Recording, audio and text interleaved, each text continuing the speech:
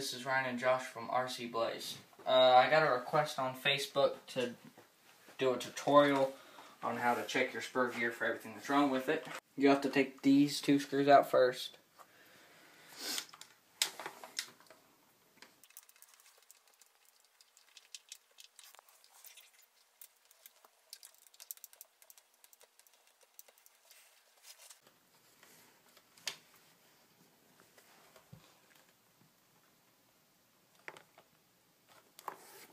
Then you'll flip it over and take out these two.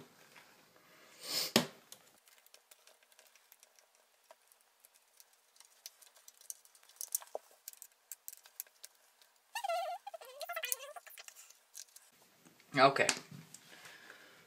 Then flip it up like this. And all you have to do is wiggle and it'll come right off. And there's that. Set that to the side. And then you take off your slipper. You just pop it, and it should come out. And to check your... hold on. To check your bearing, which really, I haven't had any problems with my bearings. But let's see if I can even get it out, because sometimes it's a pain. Yeah, no. Alright, anyway.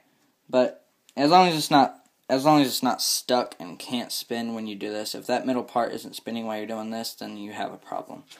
But other than that, there ain't really nothing to say about the bearings. Here's your spur gear, and he was wondering what that grinding noise was. There are two possibilities. Your spur gear is dented,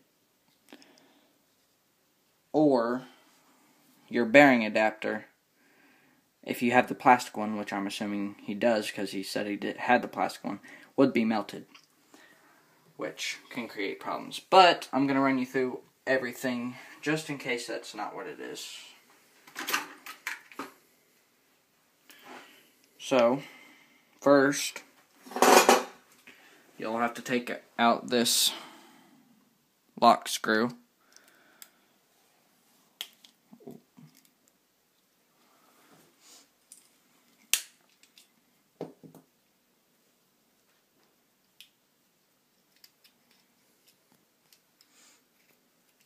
Slip that off. I'm going to do this so I don't lose my screw.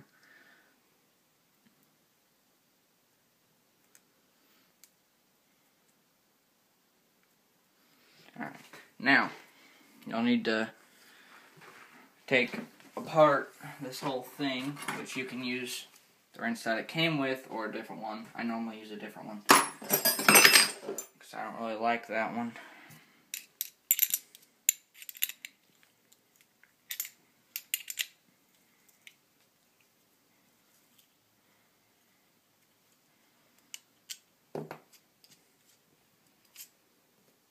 Take all that off. There's your bearing adapter. That's what you'll have to get. It's only $5 for a bearing and the adapter. This one won't melt, obviously, because it's aluminum. And that's what my problem was. Here's a spur. If these are like charcoal or anything, you know, like burnt or something, you can take sandpaper and sand them off and they'll be fine again. And then you get to your disc. If this is blue or warped, you'll have to get a new one of those. And I don't know why there's oil on that, but you'll have to get a new one of those. And here. I don't really think you get any problems with this. I haven't had any. So, yeah. Slip this back on here. Now, I'm not sure if that covers what you were having problems with,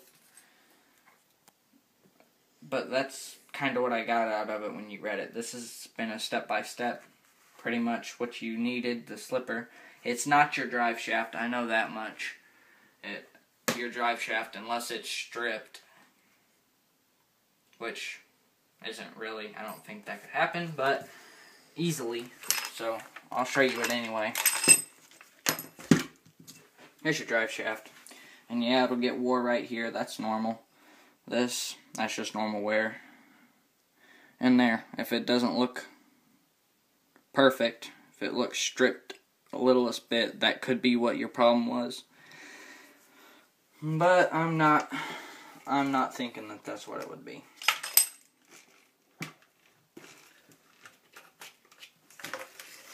Alright, now I'll just show you how to put everything back together, just in case you don't know how.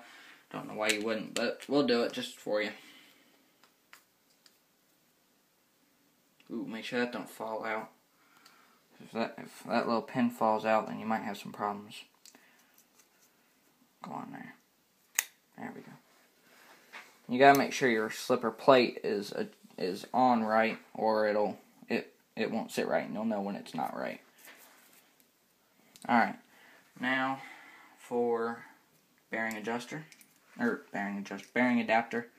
Slides on. Put the round side down. And you put your spring and your nut. And I usually use a pair of pliers to hold it while I'm tightening.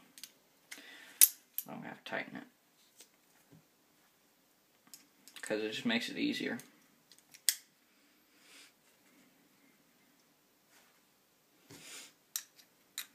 And you'll have to adjust this back to how it needs to be after you get it back on.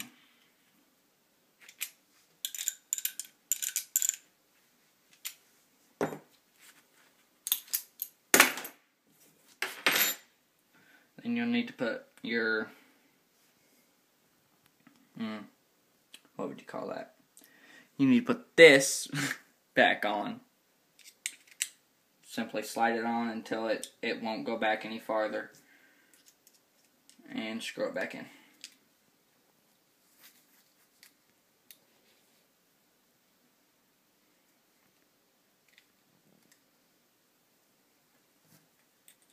I normally tighten it with this because it just makes it get tighter, so I don't have to worry about anything slipping out. Alright, put it back in. Just how you got it out. Just slip it in there. Make sure it gets it in all the way. Push it down, spin it, make sure it spins with your tires, or your tires spin with it. Then you take this and you'll make sure that the slipper bar is what I'm going to call it, goes on there right. Normally it doesn't go in that easily. If it doesn't go on right away, spin your tires. Spin your tires and it'll move it, and then you can get it in there tight. And then you just screw it back in. Alright, so like and subscribe, and we have a Facebook page, RC Blaze. So go and like it, and you can have chats and everything. We'll have a forum up later. I don't know when, but sometime.